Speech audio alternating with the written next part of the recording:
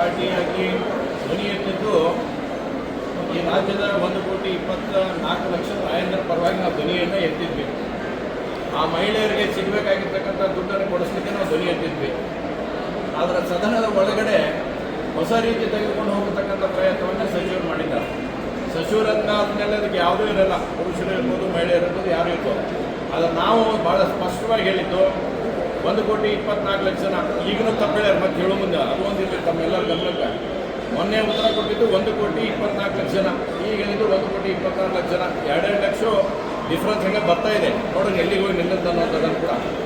ಆದರೆ ಇದರ ಮುಂದುವರೆದ ಭಾಗವಾಗಿ ಅನೇಕ ಸಂಗತಿಗಳು ಇವತ್ತು ಮಹಿಳಾ ಮತ್ತು ಮಕ್ಕಳ ಇಲಾಖೆಯಲ್ಲಿ ನಡೆದಿರ್ತಕ್ಕಂಥ ಸಂಗತಿಗಳೆಲ್ಲ ಕೂಡ ನಾನು ಮಾಧ್ಯಮದ ಮಿತ್ರರ ಗಮನಕ್ಕೆ ತರಲಿಕ್ಕೆ ಇಚ್ಛೆಪಡ್ತಾ ಇದ್ದೀನಿ.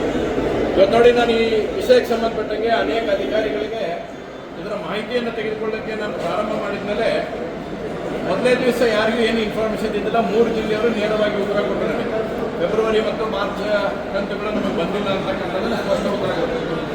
ಮುಂದುವರೆದು ನಾನು ಅನೇಕ ಜಿಲ್ಲೆಗಳಿಗೆ ಈ ಮಾಹಿತಿಯನ್ನು ಕೇಳಿದ ತಕ್ಷಣ ಯಾವಾಗ 9ನೇ ತಾರೀಕಿಗೆ ಸದನದಲ್ಲಿ ಇದರ ಪ್ರಸ್ತಾವನೆ ಆಯಿತು, ಅದರ ಮುಂದೆ ಕೇಳಿದಿರ್ತಕ್ಕಂಥ ಎಲ್ಲ ಇಲಾಖೆ ಅಧಿಕಾರಿಗಳು ತಪ್ಪಿಸ್ಕೊಳ್ಳುವಂಥ ಪ್ರಯತ್ನ ಮಾಡಕತ್ತರು. ಯಾರು ಉತ್ತರ ಕೊಡಲಾದ ರೀತಿಯಲ್ಲಿ ಬರಾಕತ್ತು.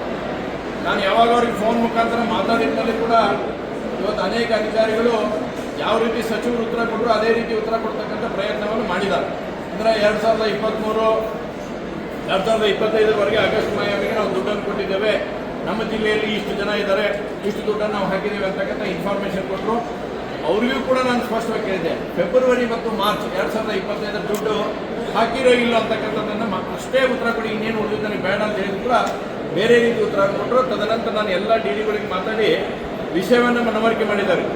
ಮನವರಿಕೆ ಮಾಡಿ ನೀವ್ಯಾಕಪ್ಪ ಇದ್ರಾಗ ಸಿಕ್ಕೊಂಡು ಒದ್ದಾಡಕ್ಕೆ ಹೋಗಿರಿ, ದಯವಿಟ್ಟು ಇನ್ಫಾರ್ಮೇಷನ್ ಕೊಡ್ರಿ ಅಂದಾಗ ನಾನು ನಿಮಗೆ ವಿತ್ ಪ್ರೂಫ್ ಕೊಡ್ತೀನಿ. 2-3 ಜಿಲ್ಲೆದು ಮೊದಲು ಕೊಟ್ಟಿರ್ತಕ್ಕಂಥ ಉತ್ತರ ಏನಿತ್ತು, ತದನಂತರ ಬಂದಿರತಕ್ಕಂಥ ಉತ್ತರ ಅವರು ಸ್ಪಷ್ಟವಾಗಿ ಕೊಟ್ಟರು.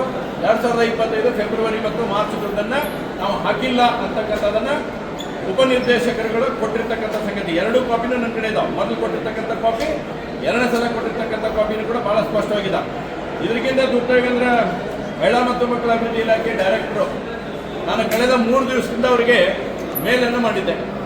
ಇಡೀ ರಾಜ್ಯದ ಸಮಗ್ರ ಮಹಿಳಾ ಮತ್ತು ಈಗ ನಮ್ಮ ಗೃಹಲಕ್ಷ್ಮಿ ಯೋಜನೆಯ ಫೆಬ್ರವರಿ ಮತ್ತು ಮಾರ್ಚ್ ಕಂತನ್ನು ತಾವು ಕೊಟ್ಟಿದ್ದೀರೋ ಹೋಗಿರೋ ಏನಂತಕ್ಕಂಥ ಮಾಹಿತಿಯನ್ನು ತಕ್ಷಣ ನನಗೆ ಒದಗಿಸಿರಿ.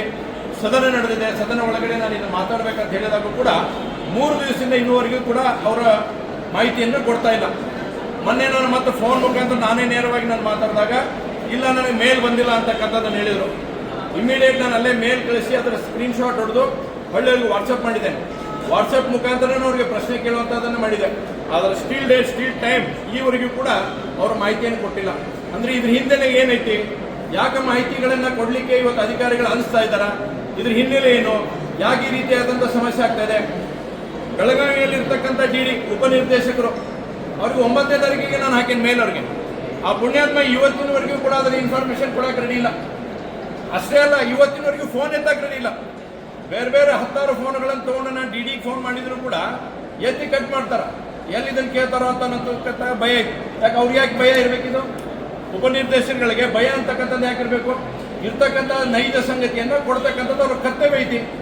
ಆ ಕೊಡ್ತಕ್ಕಂಥ ಪ್ರಯತ್ನವನ್ನು ಅವ್ರು ಮಾಡಿಲ್ಲ. ಆದರೆ ಬೆಳಗಾವದ ಡಿ ಕೂಡ ಇನ್ನೂವರೆಗೂ ಅವರು ನಮಗೆ ರಿಪ್ಲೈನ್ ಮಾಡ್ತಕ್ಕಂಥದ್ದು ಮಾಡಿಲ್ಲ. ಮತ್ತು ಮಹಿಳಾ ಮತ್ತು ಮಕ್ಕಳ ಅಭಿವೃದ್ಧಿ ಇಲಾಖೆಯ ಡೈರೆಕ್ಟರ್ ಕೂಡ ಇನ್ನೂ ಮಟ್ಟ ಇನ್ಫಾರ್ಮೇಷನ್ ಅನ್ನು ನಮಗೆ ಕೊಡ್ತಾ ಇಲ್ಲ. ಹಾಗಾದ್ರೆ ಇದ್ರ ಹಿನ್ನೆಲೆ ಏನು ಅನ್ನುವಂಥದ್ದನ್ನು ಕೂಡ ಆಗ್ತಾ ಇದೆ. ಈಗಾಗಲೇ ಸಚಿವರು ಕ್ಷಮೆಯನ್ನು ಕೇಳ್ತಕ್ಕಂಥದ್ದು ಹೇಳಿದ್ದಾರೆ. ಆದರೆ ಇವಕ್ಕೆಲ್ಲರೂ ಉತ್ತರ ಕೊಡೋರು ಯಾರು? ಆ ಕಾರಣಕ್ಕಾಗಿ ನಾವು ಇನ್ನೂ ಅಧಿಕಾರಿಗಳು ಇದರಲ್ಲಿ ಯಾಕೋ ಒಂದು ಬೇರೆ ವಾಸನೆ ಬರುವಂಥ ನಿಟ್ಟಿನಲ್ಲಿ ಇವತ್ತು ಗೊತ್ತಾಗ್ತಾ ಇದೆ. ಯಾವಾಗ ನೀವು ವಿಷಯಗಳನ್ನು ಹೈಡ್ ಮಾಡಕ್ಕೆ ಪ್ರಾರಂಭ ಮಾಡ್ತೀರಿ, ಒಂದು ಸುಳ್ಳನ್ನು ಮುಚ್ಚಕ್ಕೆ ಹೋಗಿ 100 ಸುಳ್ಳು ಅಂತ ಹೇಳುವಂಥದ್ದು ಯಾವ ರೀತಿ ಆಗುತ್ತೆ, ಆ ರೀತಿ ಇವತ್ತಾಗ್ತಾ ಇದೆ. ಯಾಕೆ ಇನ್ನೂವರೆಗೂ ಕೂಡ ಡೈರೆಕ್ಟರ್ ಉತ್ತರ ಕೊಡ್ತಾ ಇಲ್ಲ, ಯಾಕೆ ಇನ್ನೂವರೆಗೂ ಬೆಳಗಾವಿ ಡಿ ಉತ್ತರ ಕೊಡ್ತಾ ಇಲ್ಲ, ಇದು ಬಹಳ ಸ್ಪಷ್ಟವಾಗಿರ್ತಕ್ಕಂಥ ಸಂಗತಿ. ಈಗೂ ನಾನು ಮಾಧ್ಯಮದ ಮುಖಾಂತರ ಅವರಿಗೆ ವಿನಂತಿ ಮಾಡ್ತೇನೆ, ಇನ್ನೂ ಸದನ ನಡೆದಿದೆ, ತಕ್ಷಣ ಈಗಾದರೂ ಕೂಡ ಇದಕ್ಕೆ ಸಂಬಂಧಪಟ್ಟಿರ್ತಕ್ಕಂಥ ಮಾಹಿತಿಗಳನ್ನು ಕೊಡಬೇಕು.